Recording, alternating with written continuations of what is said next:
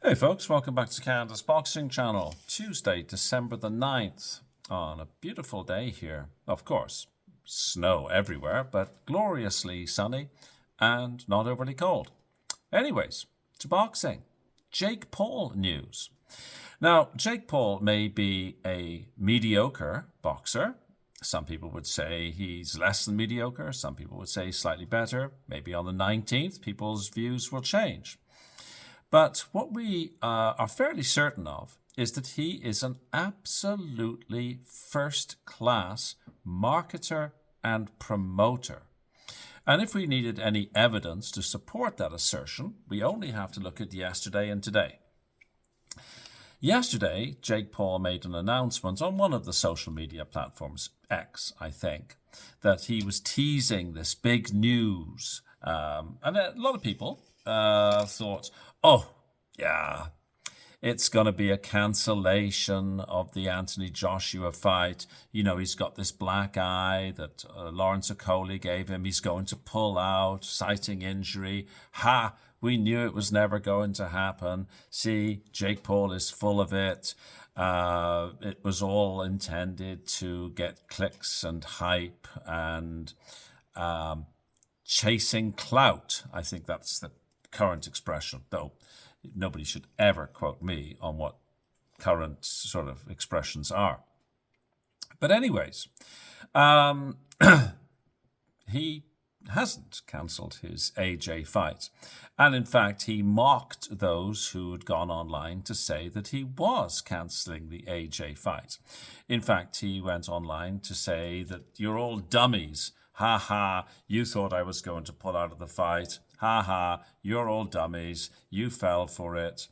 And what he said is, look, Alexander Usyk has been brought into the Anthony Joshua training camp, and I felt I needed to sort of even things up, so I brought a Dubois in. Obviously, he's fully aware that Daniel Dubois gave Anthony Joshua a hellacious loss back last year at Wembley Stadium. Well, of course, he hasn't brought Daniel Dubois into his team, but what he has done is, in my view, even better. He has signed Caroline Dubois to MVP Promotions. Now, Caroline Dubois was a free agent. She'd been in talks to re-sign with Boxer. She is the Women's World Lightweight Champion, and she's by far my favourite of the Dubois siblings. As you know, I'm not a big fan of Daniel Dubois, but I really do like Caroline Dubois. I like the way she presents herself, and I like the way she works in the ring. She's unbeaten, 12 wins, 1 draw, or is it 11 wins and 1 draw? Maybe it's 12 fights in total. I should have looked it up on BoxRec, and I haven't. I think it's 12 fights in total, 11 wins and 1 draw.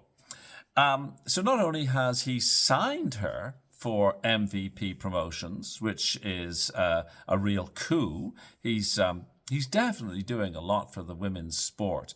I'm not a big fan of women's boxing, to be perfectly honest, and I think if you've watched this channel before, you will know that. But I can't take anything away from them as athletes, and Jake Paul has done more for women's boxing than anybody else I can think of, to be perfectly honest with you. And when I do watch women's boxing, I am always impressed with the athleticism and the skills, right? And Caroline Dubois is one of those people that I appreciate watching. Anyways, not only has he signed her, but she's going to be on this undercard in Miami on December the 19th, which is coming up really quickly, right? Like under 2 weeks away. She is going, I'm just going to have a look at the BBC website here. The WBC title holder leaves Boxer to join the ranks of MVP, which has signed a host of female talent this year, including world champions Ellie Scottney and Alicia Baumgartner. Again, they're signing, like, other than Katie Taylor, you've got to think who hasn't been signed to MVP. MVP has signed done for women's boxing, by way of signings, what Frank Warren's done for heavyweight male boxing. It's like he signed virtually everybody, right? Dubois, 24, is unbeaten in 12 fights. There we go, right? With one draw, and will defend her WBC title against Italy's Camila Panatta on the undercard of Paul's fight against Anthony Joshua on 19th of December in Miami. Caroline Dubois said, "Signing with MVP is the next step in my career. I'm proud to be under their roster, and I believe they will be able to help me on my quest for greatness." So that's the words of Caroline Dubois. The mission must be to become the face of women's boxing. The Londoner has twice defended her world title, but has tried unsuccessfully to secure unification fights since becoming champion in 2024. So yes, so she's the WBC title holder, 4-belt era, right? Terry Harper holds the WBO title. She's also British. Stephanie Han, an American, has the WBA belt. And Elif Nur Turan, who's from Turkey, has the IBF belt. So, unification in a 4-belt era is always difficult. Dubois held talks with Ben Shalom's Boxer organization about re-signing with his outfit, but chose MVP. This is all from the BBC. MVP's Nakisa Bedarian, that's Jake Paul's business partner, said that as well as fighting next week, Dubois will be in action in the UK in early 2026. Looking ahead, I always kind of worry about fighters who look ahead, but I suppose you have to have a business plan, right? People always say, "Oh, I'm not looking past the next fight." Well, you might not be, but your team and management and so certainly will be, right?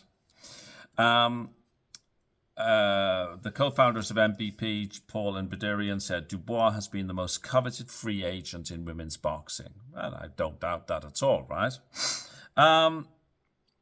The undercard is actually now looking really, really rather good, to be perfectly honest.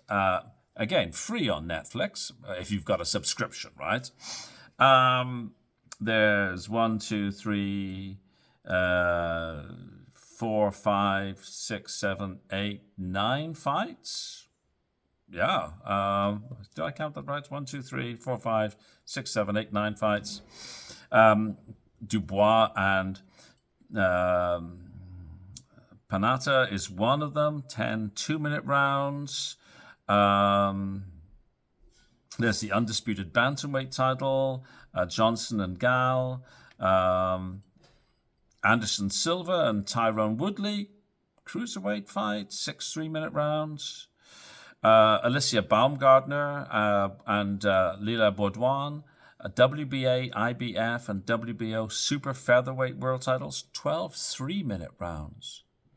I'm sort of torn sometimes on women's boxing. Do I prefer the 2-minute rounds or the 3-minute rounds? The 2-minute rounds are super exciting, but it doesn't seem to give the fighters enough time to sort of really get their work done.